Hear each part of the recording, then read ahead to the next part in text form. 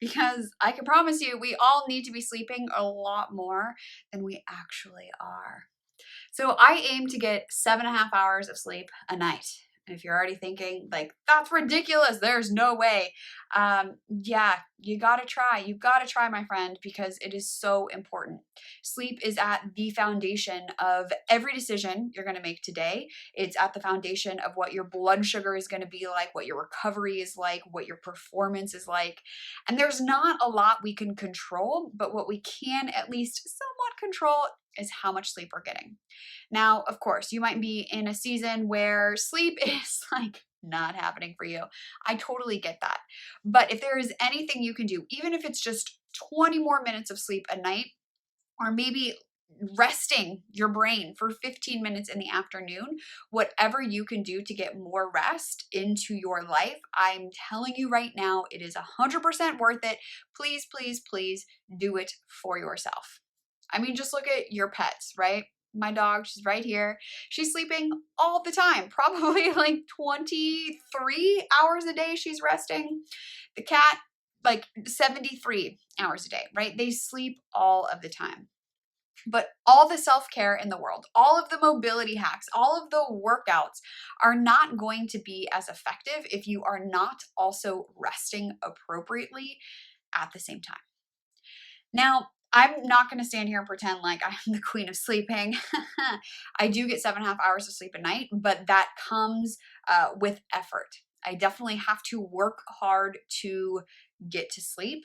And partially, I think that has a lot to do with just like my brain and anxiety. Definitely hormones have a role to play in that as well. And then also just stress of our lives. You know, if you have to do highly stressful things during the day, I think we really need to reevaluate our expectation that we can then come home and just go to sleep. It doesn't work like that. Our bodies do not work like that. They are designed to be in a time of stress, and then that time of stress is over.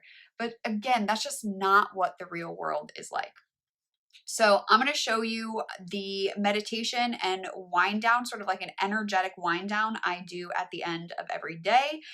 But I also want to share with you some tools that I use to help me get my best sleep ever. One of those first tools is a sleep mask. And if you're like, wait, like what? Yes, hear me out. So I sleep with a sleep mask every single night. I would say rain or shine, but yeah, rain or shine. If I'm in my own bedroom or we are traveling, I have lots and lots and lots of sleep masks. Now, these are all from Manta Sleep. They are literally the best sleep mask in the whole universe. I will link it below. Use the code, of course, BODYNERD at checkout to save money. I have tried a lot of sleep masks because I've been sleeping with sleep masks for a long time, and I kid you not, these are the best. The reason, I mean, just this eye cup. Look at this eye cup, right? It's deep.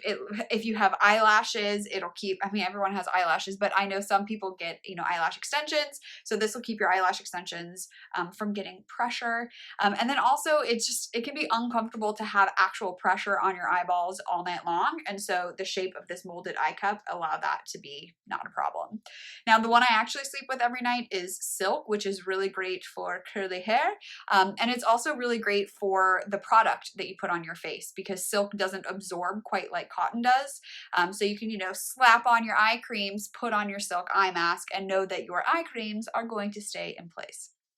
But the eye mask helps to create total darkness no matter where you are. And when I say total darkness, I mean total darkness. So I live in a city. There are street lights, there are restaurants outside, like there's some ambient light outside my window 24 hours a day. We have curtains closed. Obviously, I got blackout heavy duty curtains, but even with all of that, it's not the black dark niceness that you get like when you have a sleep mask.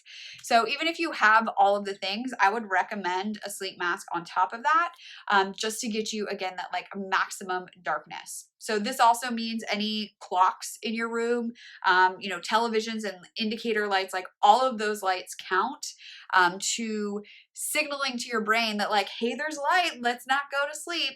So having a sleep mask helps to, again, pure darkness so that you can actually fall asleep and rest deeply. And I talk about sleep masks all the time because they've made such a big difference for me, but I'm always curious if other people have such a wide collection of sleep masks, such as myself. So if you also sleep with sleep masks, like let me know in the comments what your favorites are, or if you're gonna start sleeping with a sleep mask, because I'm dying to know. I want to know. In addition to total darkness, one of the most important things to do as you're getting ready for bed is to help your nervous system unwind and prepare. One of the ways I do that is no devices, which is why I'm showing you this now and not when I'm actually falling asleep. So in the 90 minutes to 2 hours before I go to bed, I do not use my device at all. So no iPhones, no iPads. I try to minimize television if it's on because my husband is watching. Like, I'm not gonna be like, oh my gosh, and shield my eyes. But I try to minimize any devices as much as possible. The thing about all light, including the light from your devices, is it stimulates your brain into thinking that it's daytime. Our biology hasn't really evolved to the point where we're not impacted by fluorescent and artificial light sources. So anything you can do to minimize that exposure. If wearing blue light glasses is something that you want to do, by all means, go right ahead. I do wear blue light glasses or blue blockers while I'm working on my computer because I found that my eyes were getting really fatigued, but I'm not super strict about it when I get home.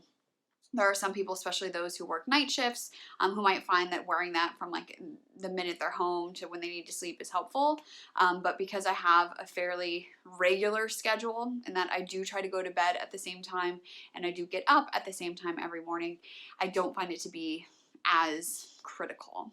One of the best things that has kind of unfolded for my nighttime routine is doing TRE, or therapeutic tension release, trauma release exercises, tension release exercises.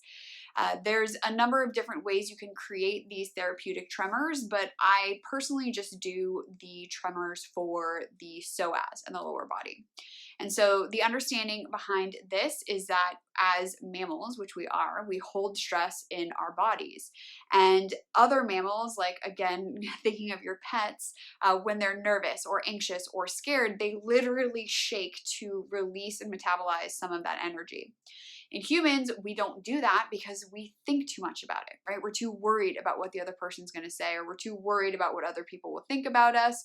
There are times of massive amounts of stress. If you're in a car accident, for example, where you literally can't control that and you may start shaking. But for all the little slights that might happen for you, like, somebody cuts you off. I live in Los Angeles. There's a lot of traffic references. You're stressed about work. Your spouse says something that really like pushes your triggers, like whatever it may be. A lot of times we don't deal with that stuff when it comes up. And so having a regular process to kind of like release some of that pressure and release some of that stress can be super critical for your well-being. So I started doing this about 3 months ago, maybe 4 months ago now, as of this recording. And I'm finding that doing these exercises before bed, like I can see the marked difference in my sleep using my Garmin. So I track sleep on my Garmin. I wear this thing 24 hours a day. We won't talk about the health implications of that, whatever. But I do look at my sleep each morning, and I was able to see the days where I didn't do my TRE exercises before bed compared to the days that I did. We're talking like 20 minutes of deep sleep versus an hour and a half of deep sleep. And deep sleep is that deep restful sleep where you are actually recovering and repairing. And one of the, super important aspects of sleep, it's not just how much time you're sleeping, but the quality of the sleep that you have. So anything I can do to get deeper, better quality sleep, yes, please. So that is what TRE does for me. I encourage you to explore and find what works for you. Maybe it's reading a book. Maybe it's doing some stretches. Maybe it's listening to some music. Whatever it may be, find your thing, that energetic wind down that you can do at the end of every day, and then keep doing it. It seems so simple, but I'm telling you, it makes such a difference for your overall rest and health and well-being that it is 1,000% worth it.